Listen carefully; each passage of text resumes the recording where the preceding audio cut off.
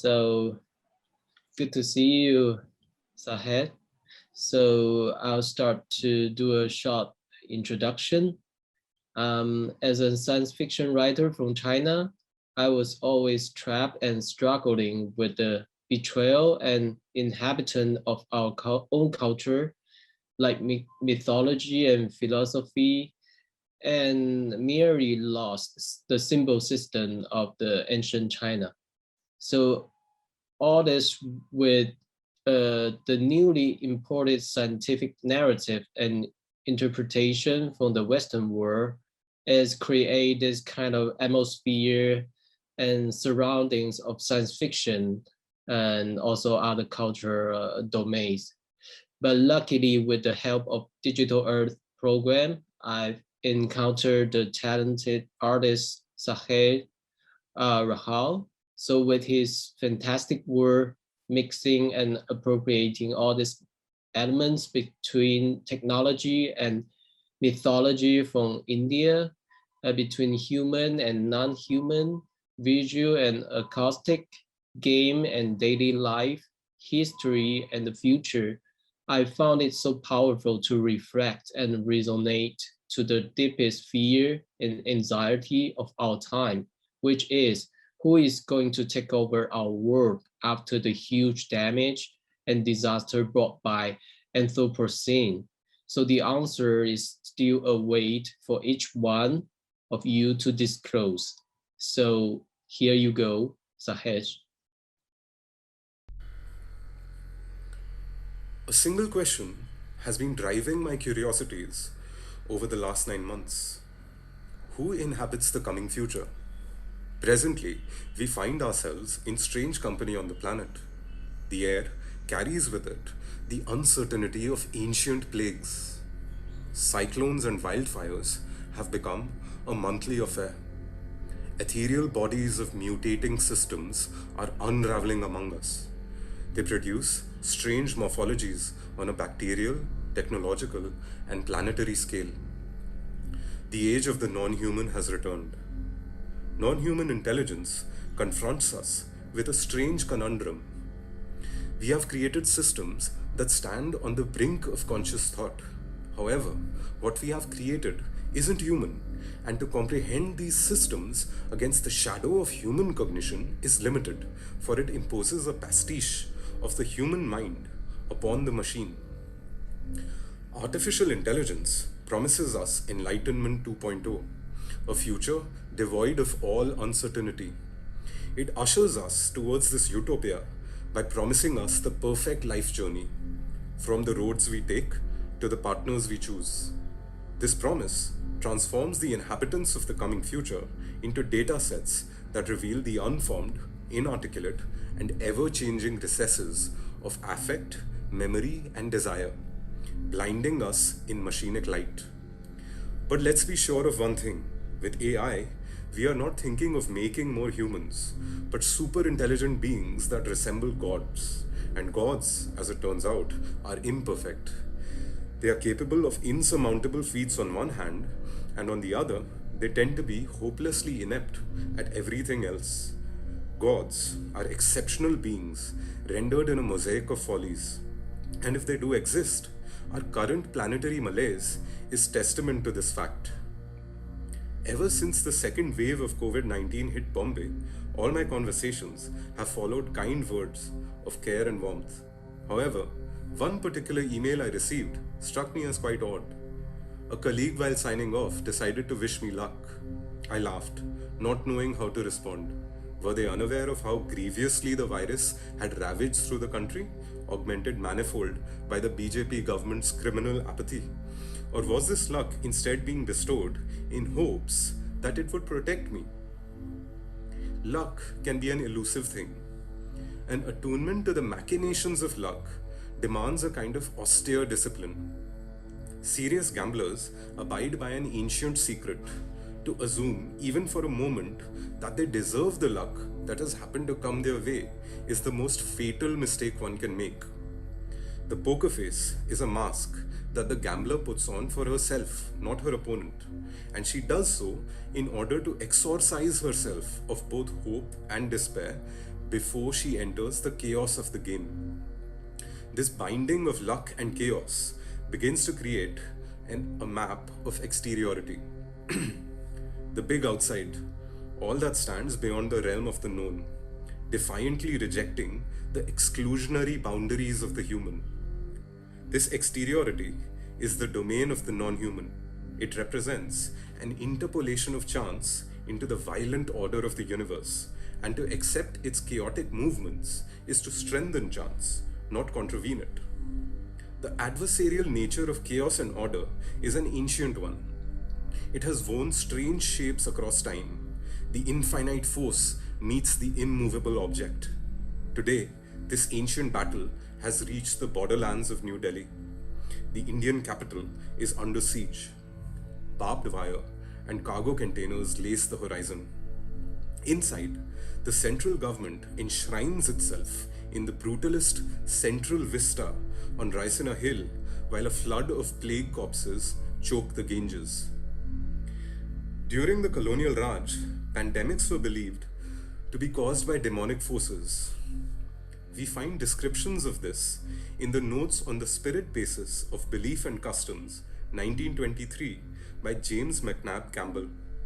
He describes how the Indian caste system, which is itself a mythologically mandated system of social oppression and dehumanization, violently exacerbated this conception of disease. The lower castes, who had been historically forced into sanitation work and manual scavenging, were thought to collude with the viruses through black magic and were further subjected to violent retribution.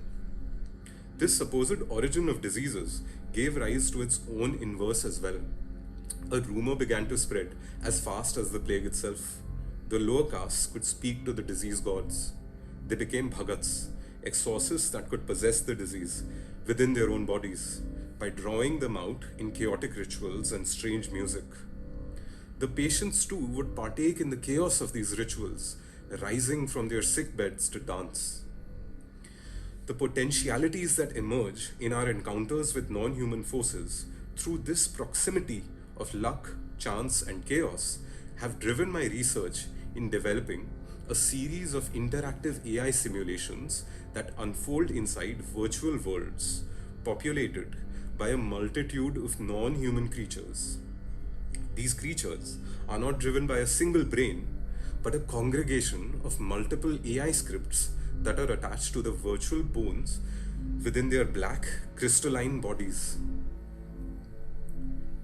Each of these scripts is capable of listening to the sound from the physical world by picking up audio cues through the computer's microphone.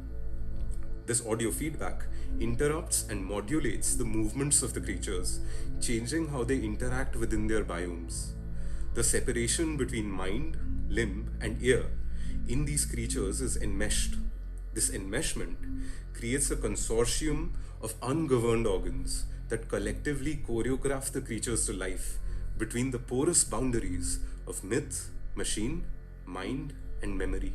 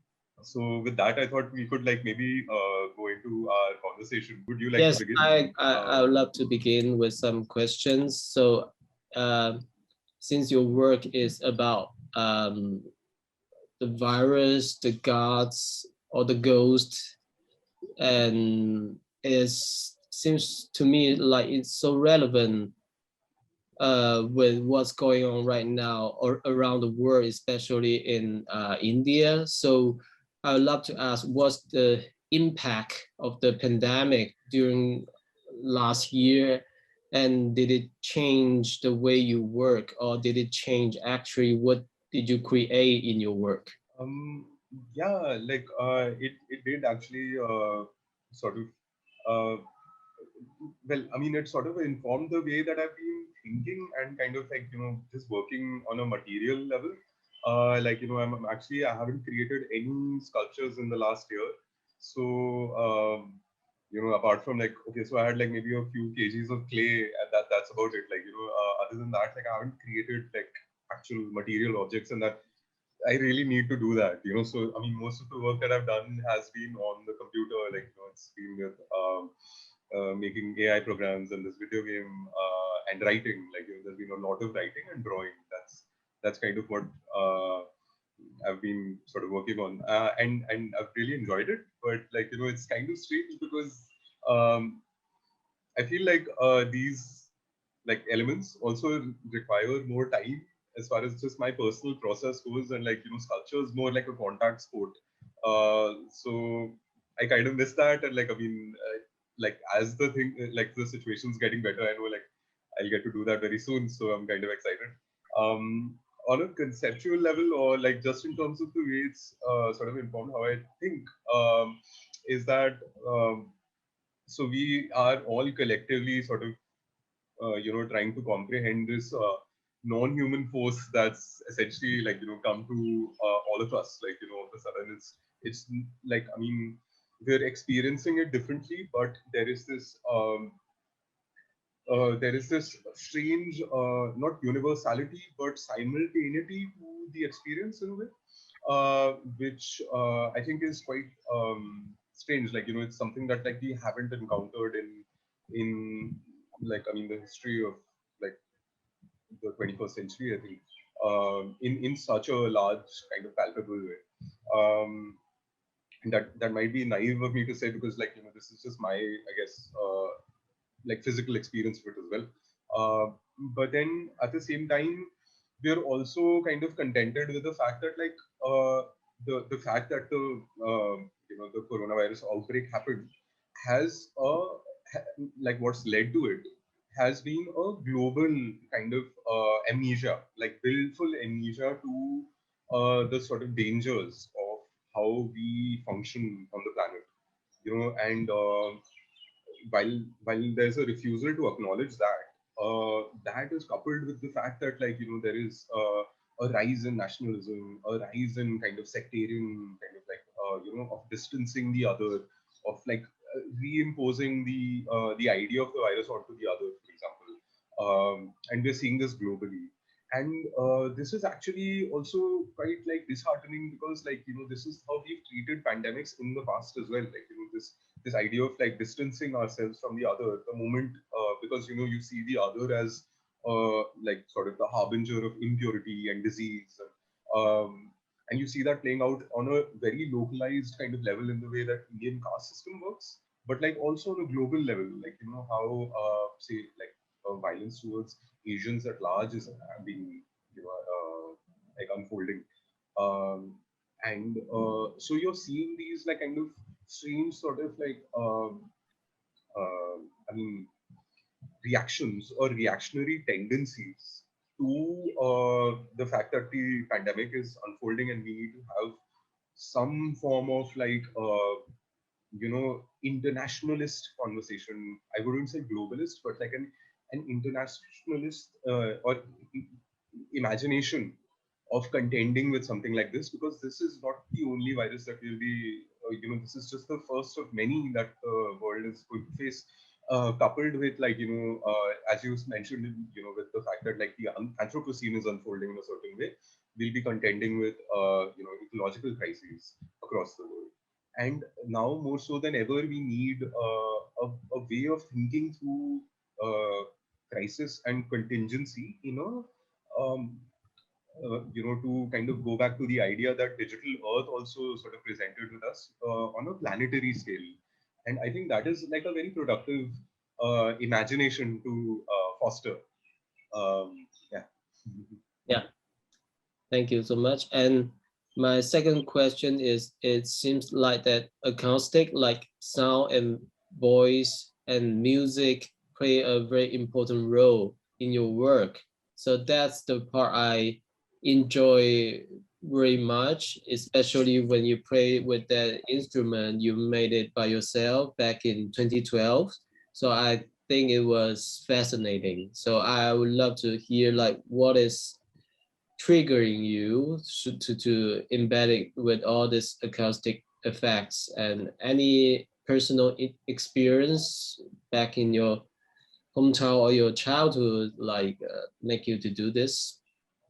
I'm drawn to music, like everyone is, because I mean, you can feel it in your body, right? Like it's a completely embodied experience. It also precedes language.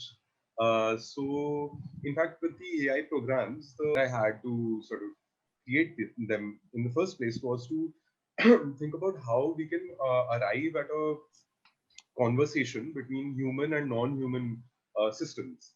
And for me, music is a living non-human organism that like kind of binds us. It sort of sinks into your skin and it makes you feel the things before you even know what those feelings are. Like even though I'm a terrible musician, like I can't play an instrument to save my life,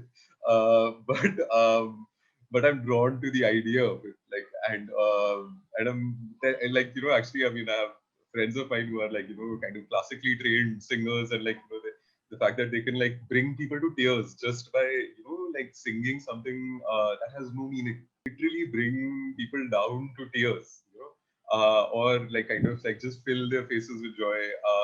That feeling is just, I feel that's pure magic for me. So that's why I was like kind of drawn to it. And the instrument that you mentioned is actually it's one of the first kind of like sculptures slash instruments that I made that I was using in performances here in Bombay. So it's supposed to be a didgeridoo that I made with plumbing pipes and pieces of wood and yeah, like it's a strange kind. I'm also playing it in I can't do the circular breathing thing, so I'm like playing like the noise that I'm making is actually uh, taking like at least what I understand is a technique from throat singing, like thuam, the Tibetan form of throat singing, and I'm trying to like kind of make that sort of resonate through the instrument. So and yeah, I mean that's how it kind of came together. I don't really know what the instrument is, but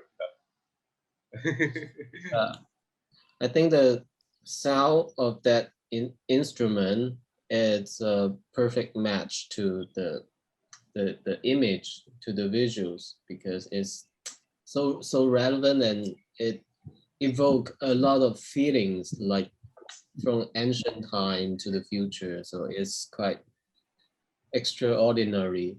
So, and speaking of the mythology, like gods and ghosts, so I think India is pretty much similar with China. We have very long history back in the day.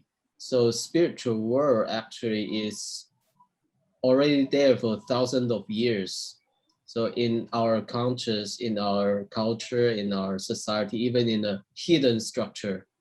But now it seems like it's become the opposite phrase or plan of the scientific, modern, rational world. So, so to speak. But I see you combine the two and make two like coexist in harmony and status. So I'm curious how you manage to do so, and what's your perspective of these two, like spiritual world and scientific world.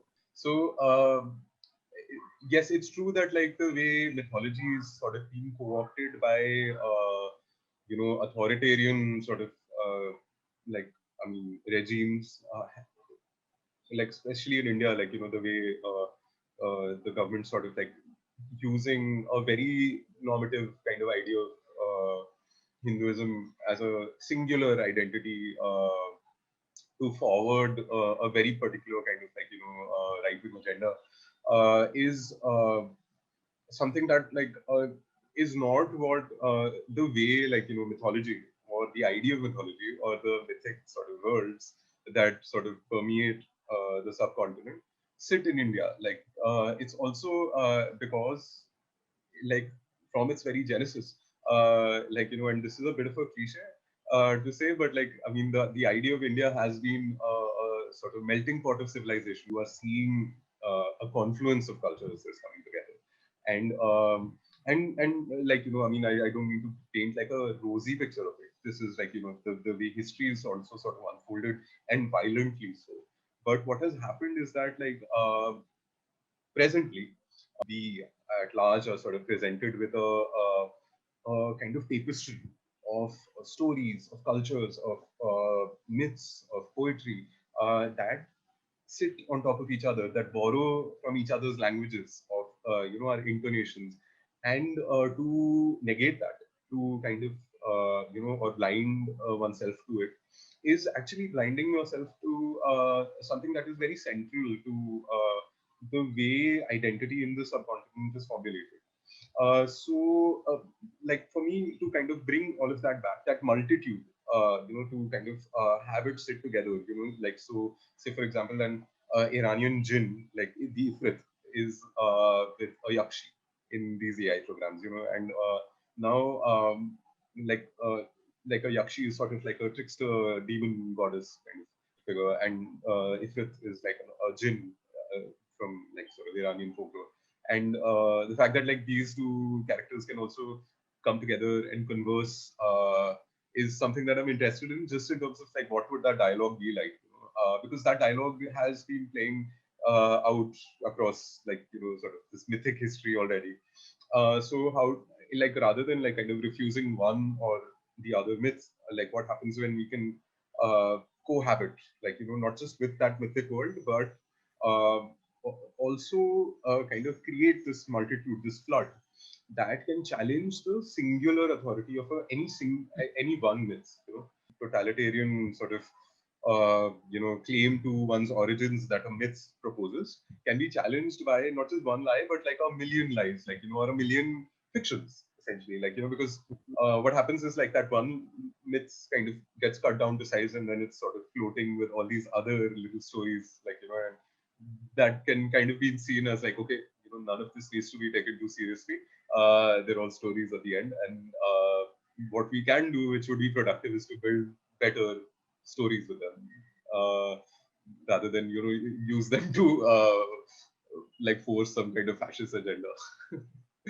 um, uh, Thank you, Stanley. Actually, so maybe I can ask you a few questions from your fantastic book. And first of all, thank you for sharing it with me. And also kind of honored and excited that one of the characters is named Sahej as well. That was really exciting to kind of find myself in the world that you created. So what absolutely blew me away about your book, your story, is there's multiple sort of threads. You're kind of approaching contemporary Indian society at large in, I Mm-hmm. feel, this expansive way. There's mythology, you're sort of Mm-hmm. got a whole sort of lexicon of mythological references that you're bringing, and contemporary versions of them, with the Ganesha insurance app, and uh, you know uh, so that's one side. And then the second most interesting thing for me was the way in which you have articulated also a kind of like you sort of articulated how caste and the caste system at large would Mm-hmm. persist in into the future, which is actually Yeah. a very dark kind of sort of almost Mhm. premonitory kind of thing, because this is playing out even in India right now. And the third thing which I thought was fantastic is you have a series of currencies in the game. Sorry, in Mhm. the book, you have the currency of money, right? Of Yeah. so like how it's defining culture and social mobility of the family. You know, Nayana's family, and the second is of data, which is Yeah. fantastic. You know, to think of data as a as money in a way, like, you know, as a Yeah. transactional thing, is, I think, the best sort of articulation of, like, how do you understand something that is just in the cloud? It's this ethereal thing. I feel you have rendered it really well, and Mhm. sorry, I've kind of put all of that together in front of you. Maybe you can sort of break them down one by one. It would be really, I would really love to know more about how you sort of conceptualize them. Yeah. So actually, when we first met, I didn't start this story yet because I didn't figure out how to write it. And it's the first chapter of the book AI 2041 I co-author with Dr. Kai-Fu Lee. So actually, there's a roadmap of how AI technology develop in the next 20 years. So he asked there must be like from very shallow to deeper knowledge. So the first chapter he decided to be relevant with AI application in finance or insurance, but we all know that insurance and finance is kind of boring. So I just couldn't figure out how this story could goes like. But after I met you and actually I got inspiration from your work, and I'm not sure if you remember the first time we do the Zoom. Actually, you are in the room and you have some mask on the wall behind you. So that's I put it in the story. So as the trigger, like I think okay, we can set a story in India, and there's so many interesting elements there. For example, I do a lot of research, like for example, the myth part, the Janessa, and also the Nadi leaf. So it's like fortune telling. So I think it's so interesting because it looks like a metaphor of like modern big data system is like the God, the sense they know all this data of one individual and he can just predict how you behave and how your future will looks like. So I think that's a perfect match of what we're trying to say is like artificial intelligence in the future. It might collecting all this data, all your tracks, all your consumer behaviors, etc., etc., and it can decide what's the insurance fee so that it can manipulate each one of you. So I think that's quite fascinating. And also I studied the caste system. I know it was banned in the 50s, 1950s in the institution, but I think deep in the culture, in the mindset, I think it's still there. So it might be amplified by this machine learning. So it's like review the whole hidden structure of this caste system. So I just combine these two and put it in popular affairs, which seems softer because it's relevant to people. So yeah, I think it's totally, when I finished the story, I sent it to Dr. Kaifli. He said like, oh, I didn't expect it. I didn't think like a story about insurance could be that rich and interesting. So I think I should thank you for giving me all this precious inspiration. So like with this, I think it's also some synchronicity. So you help me to get to this setting and this all this inspiration. So help me to build up this story. So I really appreciate it. Uh, Thank you, Stanley. That was actually, I mean, that's a huge honor. Like, I'm glad. Like, but I do agree that, like, you know, in terms of even the the fact that like you created this world around just finance and just economics, and how does the individual, like, because it is this like kind of thing that like you cannot penetrate, it's just seems so like lost to us. How do we sit in the larger kind of economic system?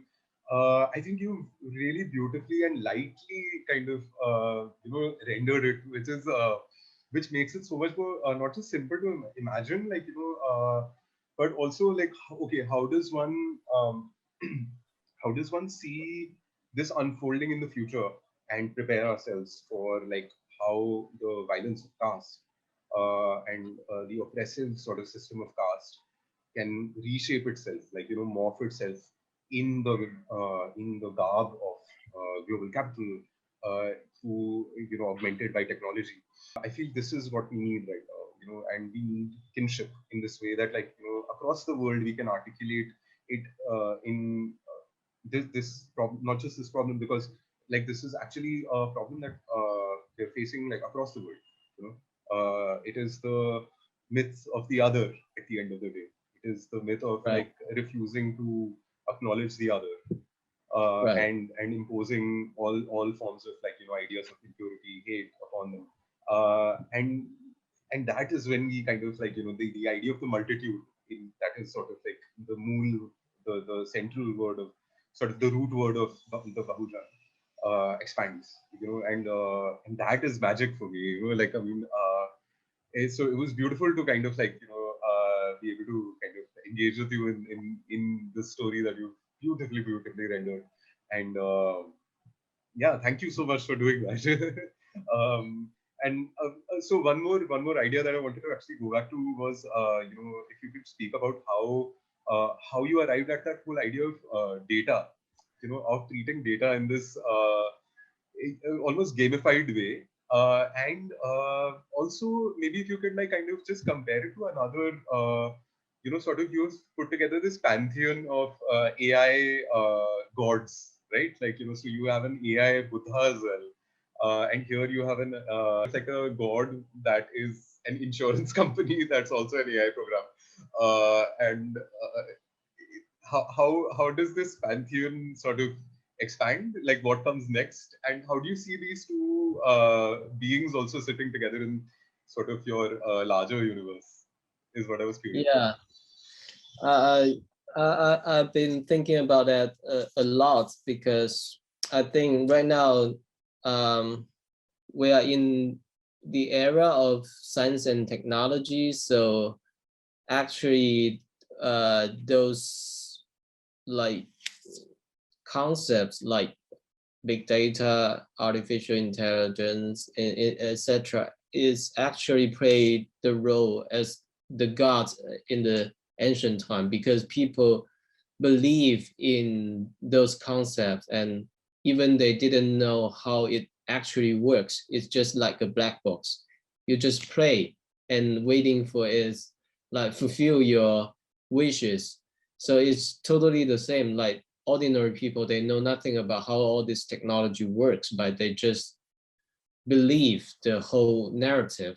So I think that's totally the same. But the problem is these new gods, like science and technology gods, are created by engineers and big tech companies. So they have bias, they have bugs, they have discriminations. So especially for those vulnerable groups, they just get a disadvantage during this process of development and as accelerating development.